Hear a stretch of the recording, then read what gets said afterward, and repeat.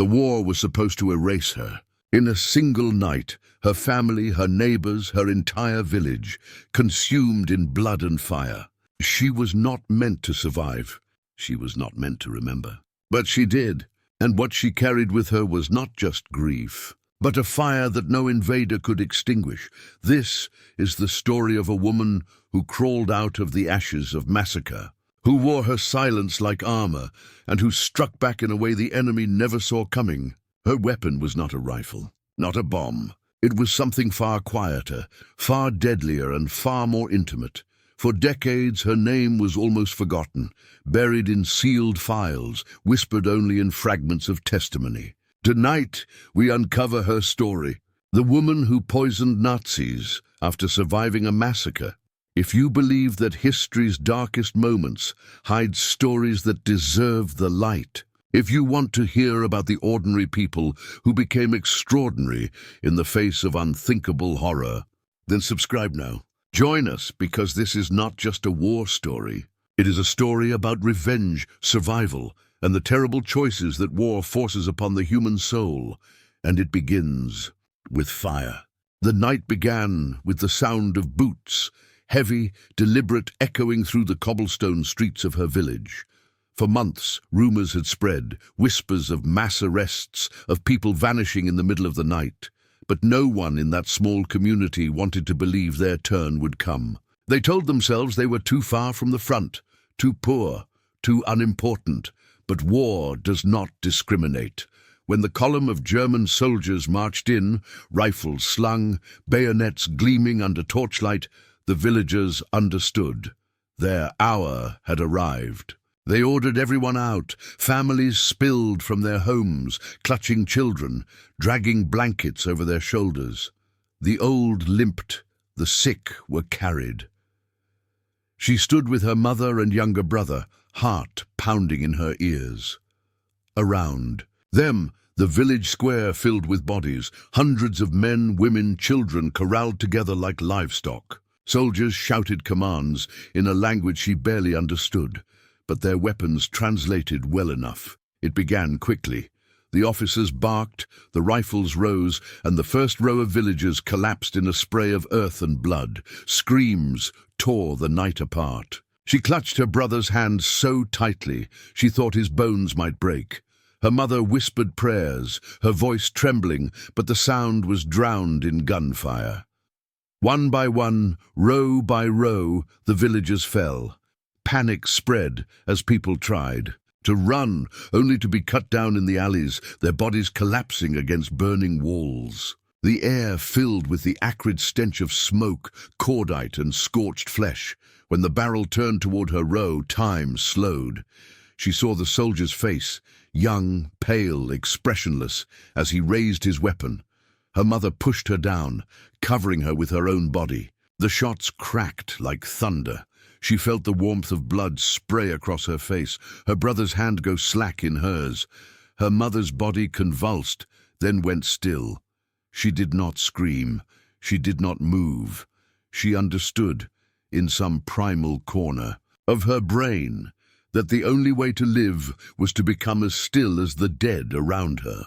The massacre raged on for hours.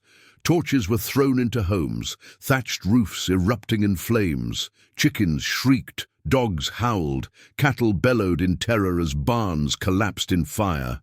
The soldiers laughed, drank from stolen bottles, and set fire to what they could not loot. Every so often, they fired into the heap of bodies to ensure no one stirred. Each time she bit her tongue until she tasted iron, willing herself not to flinch as bullets tore into corpses inches from her face. She lay trapped beneath her mother's lifeless weight, her cheek pressed into the dirt, her nostrils filled with the coppery stench of blood. Her eyes locked on a crack in the earth, too terrified to close them, too terrified to move.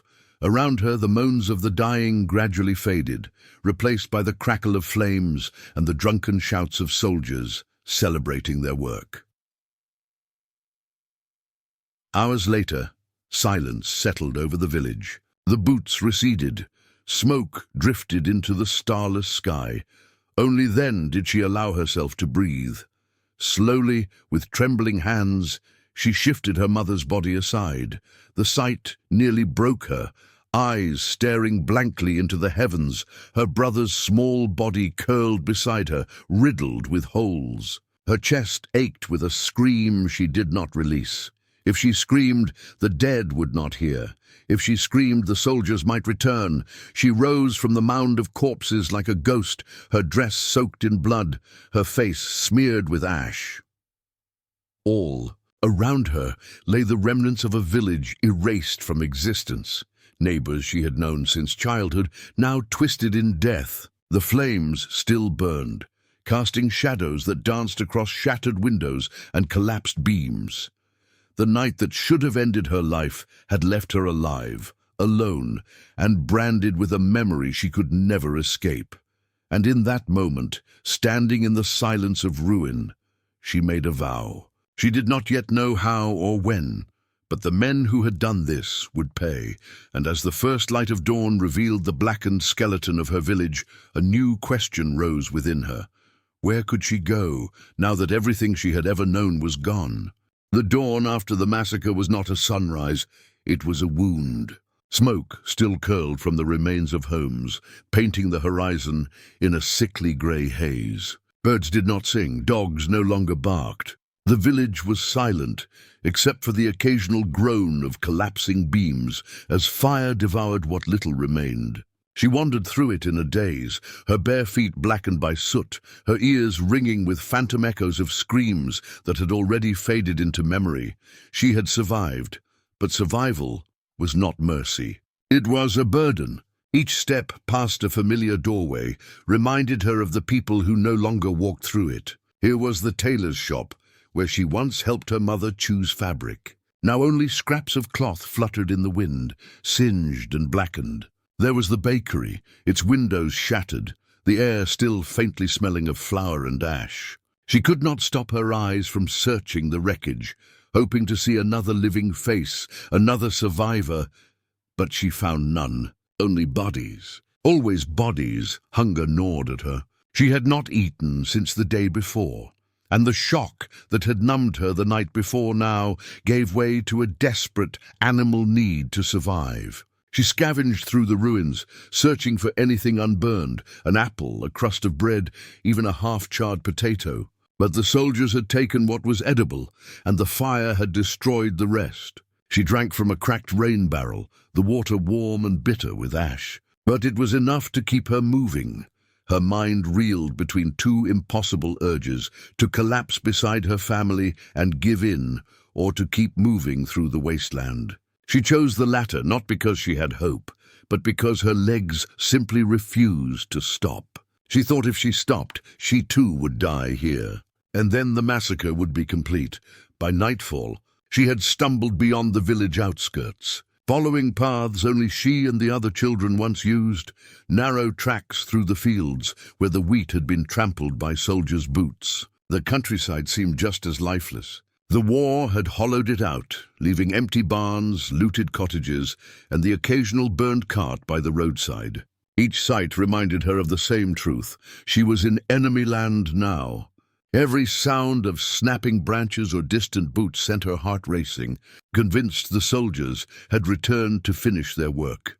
It was near midnight when she finally collapsed in the ruins of a chapel on a neighboring hill. Its roof had caved in, its altar shattered, but its walls still stood, offering her the illusion of safety. She curled beneath a broken pew, shivering, her stomach cramping from hunger. The moonlight poured through the holes in the ceiling, illuminating the crucifix above the altar, a figure of Christ, scarred by fire, his face half melted, his body blackened by smoke. She stared at it, until her eyes burned with tears she had held back since the night of the massacre.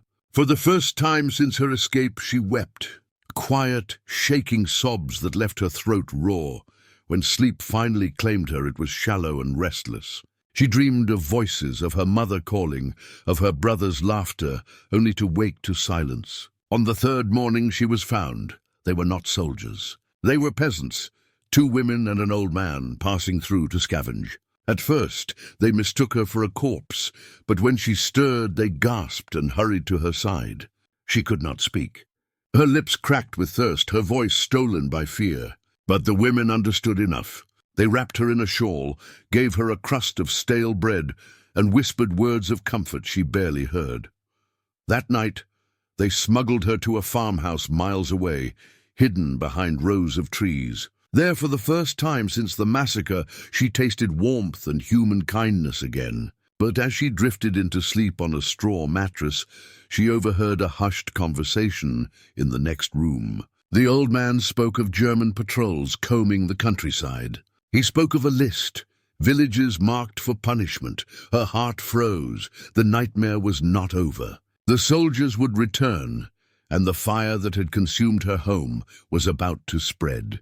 The farmhouse became her refuge, but not her home. She lived in constant fear, her body nourished by the bread and broth the peasants shared, but her spirit restless, haunted by the memory of fire. Every creak of the wooden floorboards, every bark of a distant dog, every gust of wind rattling the shutters made her flinch. She had learned that safety was an illusion, one that could be shattered in an instant by the crack of rifles. For days, she helped the women with chores, her silence mistaken for obedience. She carried water, fed livestock, scrubbed soot from her borrowed shawl. But her mind never left the massacre. Each task seemed absurd in the shadow of what she had seen. The memory of her mother's final embrace, her brother's lifeless hand in hers, it burned behind her eyes every waking moment. Survival alone was not enough. Something inside her whispered, "You must strike back." Her chance came unexpectedly. One evening, as the old man returned from town, she overheard him speaking with hushed urgency. Supplies were being diverted to German barracks. Bread, meat, flour, all taken from the mouths of peasants to feed soldiers. But not everything made it to their tables. Some went missing along the way, smuggled into the hands of those who called themselves the resistance.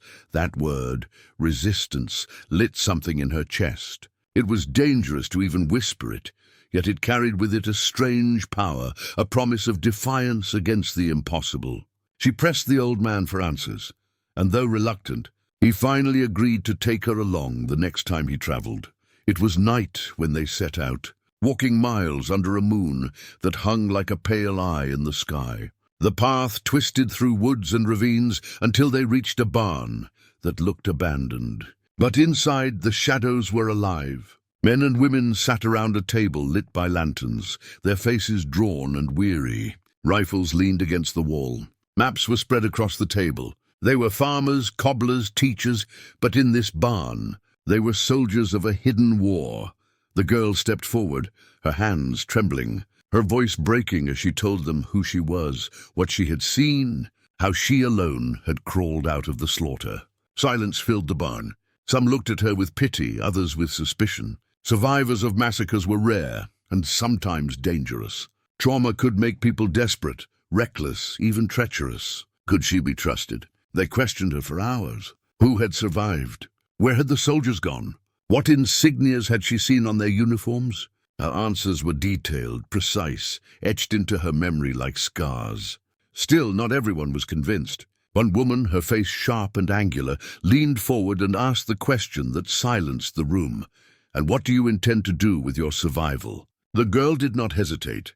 Her voice, though trembling, carried an edge sharper than steel. "I intend to make them choke on what they stole from us." The resistance members exchanged glances. For the first time that night, she saw something in their eyes besides doubt, recognition. Here was not a broken child, but a weapon forged in fire.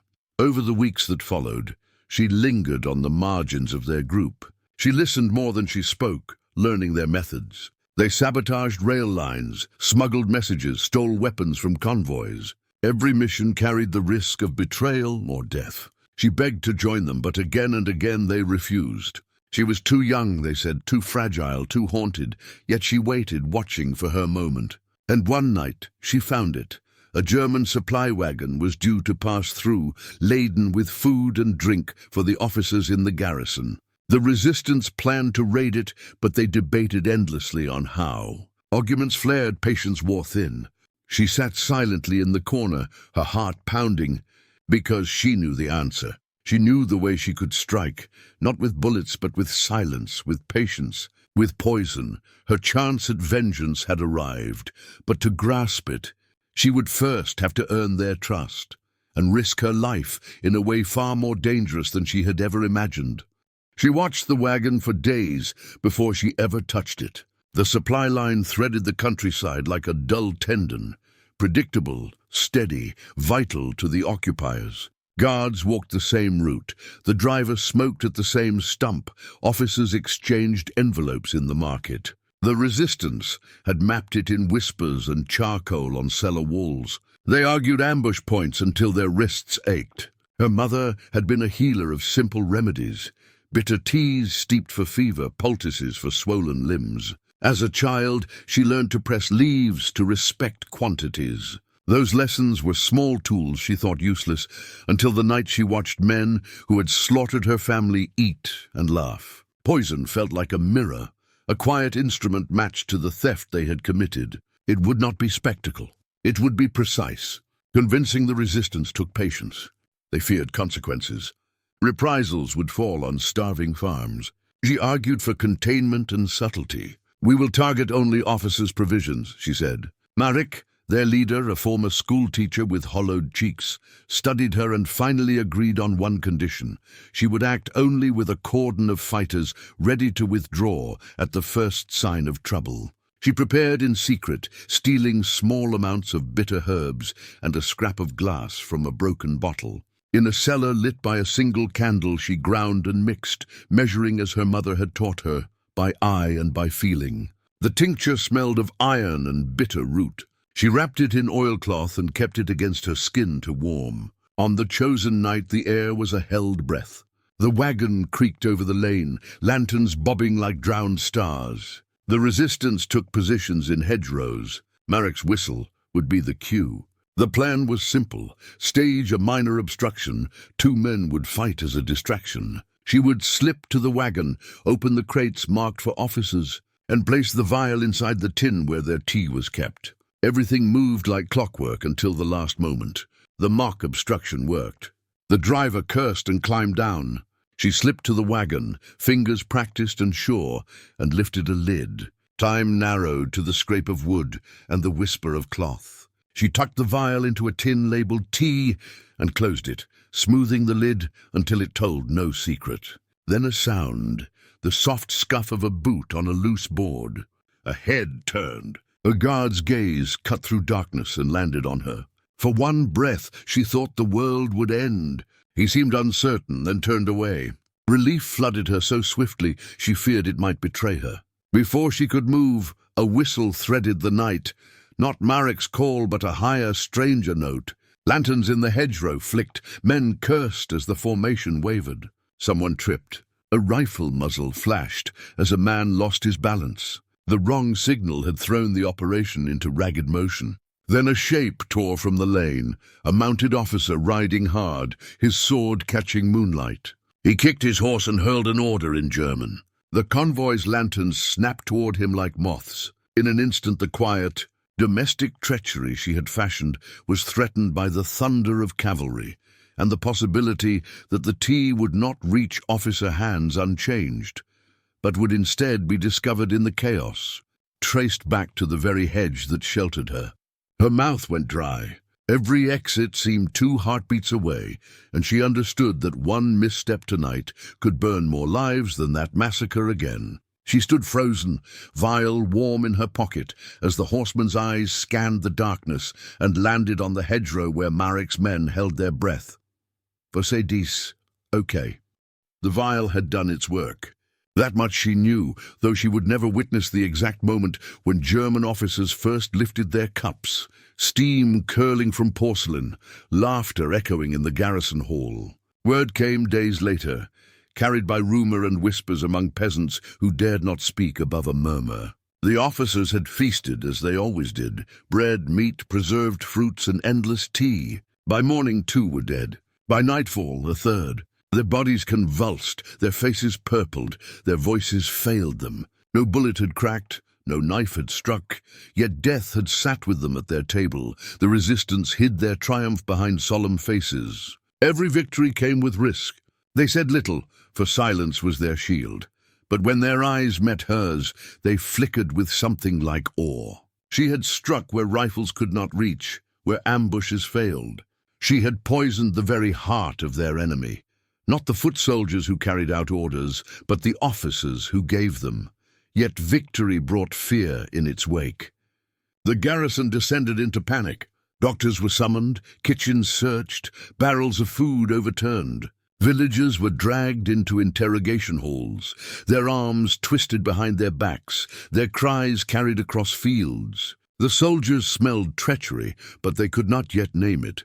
She remained quiet, hiding in plain sight. By day, she worked alongside peasants, blending into the fabric of farm life. By night, she slipped into meetings, learning which shipments passed through, which wagons might carry flour, sugar, wine. Each item became in her mind a vessel for revenge. But with every act she risked exposure, and the net was tightening. The Germans began to ration their own meals, testing food on local prisoners before touching it themselves. It was a grotesque spectacle, men forced to swallow mouthfuls while officers stood watching, waiting for signs of sickness. Some prisoners survived, others did not. Each death carved deeper guilt into her, though she pushed it down. She reminded herself the war had already taken everything from her. This was not cruelty. This was justice. Still the whispers grew. Too many coincidences, too many unexplained deaths. Villagers looked at one another with suspicion, wondering who among them courted death by daring to defy the occupiers. The resistance tightened their circle, watching for spies. And among them, she felt eyes linger longer than before. Was it admiration or doubt? One night, after another officer collapsed in the barracks, she returned to the farmhouse where she had once found shelter. The old man sat by the fire, his face drawn. He spoke in a low voice, telling her that soldiers had begun asking questions in the next village. They described her, a girl with dark eyes, who had no family, who had appeared from the ashes. Her stomach dropped. She asked if he believed them, if he believed her. The old man did not answer. He only stared into the flames, the silence between them louder than any words. Outside, the winter wind rattled the shutters. Somewhere in the night, a dog barked, then fell silent. She pressed her back against the wall, feeling its chill seep into her bones. For the first time since the massacre, she understood with brutal clarity that survival was not enough. Each act of vengeance pushed her closer to exposure, closer to the hangman's rope, closer to the very end she had once escaped. And still, she could not stop, because even as suspicion closed around her, a new rumor reached the farmhouse of a banquet planned by German command, a gathering of officers to celebrate their victory over the resistance. A feast of wine, bread, and roasted meat. Her heart pounded. If she dared, this could be her most devastating strike yet. But one mistake would mean capture, and capture in this war was a fate worse than death. The banquet was to be held in a commandeered manor on the edge of town, a building once filled with music and laughter, now draped in banners of conquest. German officers prepared for it with the arrogance of men who believed themselves untouchable. Carts laden with food arrived daily, barrels of wine, loaves of bread, cheeses wrapped in cloth. They wanted abundance, a theater of power in the midst of war's desolation.